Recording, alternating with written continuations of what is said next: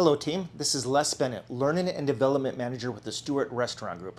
In today's video, I want to talk about the E13 error code that we find on our Velocity fryers. We'll discuss how to troubleshoot it and if need be, make repairs.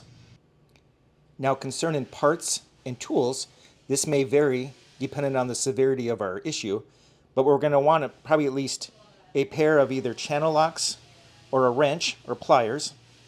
We're going to want a Phillips head screwdriver, which can be used to open up the control panel and perhaps get the side panel off. Sometimes a good pair of snips works. If I get into the control panel and I have a bunch of wires that are all zip tied together, this will work good in getting them apart. You're going to want some kind of Teflon tape or lock thread. We're going to have a wire and harness for a pressure transducer. And then we're going to have a pressure transducer itself. Now, before we begin, this next step is very important. We want to make sure that the oil level in our fry vat has been lowered to about the top of the heating elements. Most importantly, we need to have the oil level below this port right here. We are going to be removing an item perhaps on the back side here. And if the oil level is above this port, the oil is going to go through and leak out the back side. So we want to make sure the oil level has been drained to about the top of the heating element. And then at that point, we also want to unplug the fryer or make sure the breaker is turned off. Now to begin troubleshooting the E13 error code, I've opened up the control panel on the fryer and I've taken the left side panel off. And what we're going to be looking at here is the pressure transducer. This item right here tells the computer how much pressure is inside the fry pot. Now the way this will work is that the control panel sends voltage to this transducer, and this transducer then sends voltage back. Now the voltage that goes back varies within a range depending on how much pressure is in the fry pot. Now what's going to happen is if the voltage going back is below this acceptable range, you're going to get an E13 error code. And if the voltage going back to the computer is above the acceptable range, you're going to be getting an E13B error code.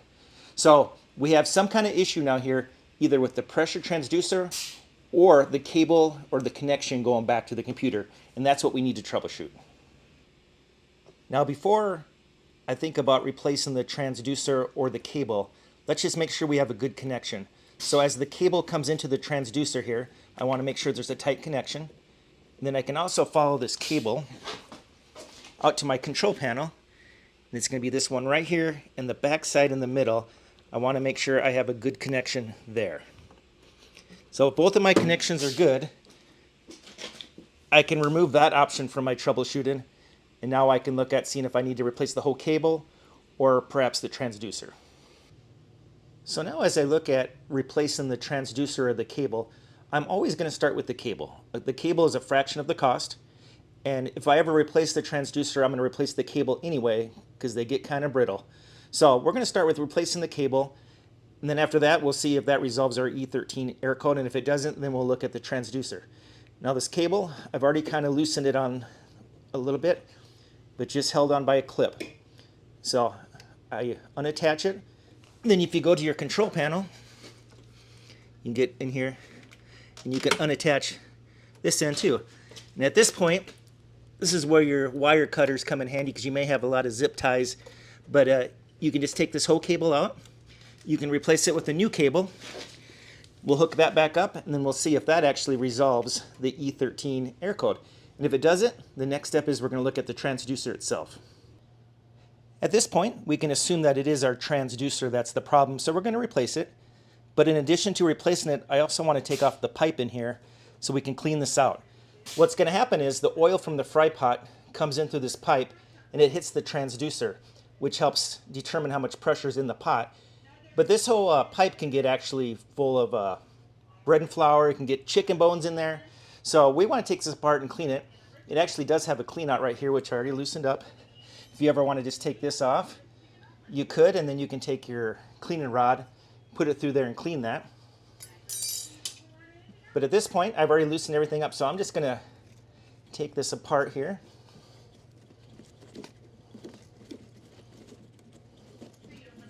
All right. Take this off, and then I'm going to take this part off here too. Now this is why we had to lower the oil level within the fry pot, because as I take these apart, if the oil level was higher, the oil would have came out here. So I'm just going to take this part off next. Then we're going to take everything to the sink and clean it. Now at this point, I've taken all my pipe into the sink. I'm just going to reuse the pressure transducer that I had taken off this one since it's still good. But otherwise, you would normally have a brand new one here. I'd made sure all the piping was cleaned out. These ones were pretty plugged up, but I made sure all the debris was out. I took a cleaning rod and I was able to get in here and to clean this out. And I've also now taken Teflon tape or some kind of lock thread and I've put it over all my threads. Now I'm ready to go. I'm going to put everything back.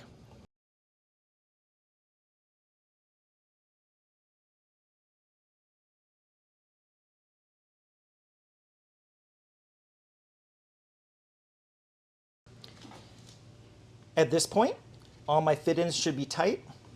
I got my new transducer on. I'm just going to take the wiring harness, clip that in.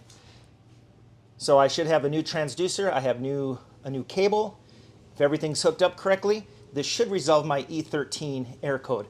What I'll do though is I'll cook a round of original, and what I would do is I'd leave the side panel off first, just to make sure on that first round that we aren't having the error code anymore, but also to make sure there's no leakage in any of our fit-ins.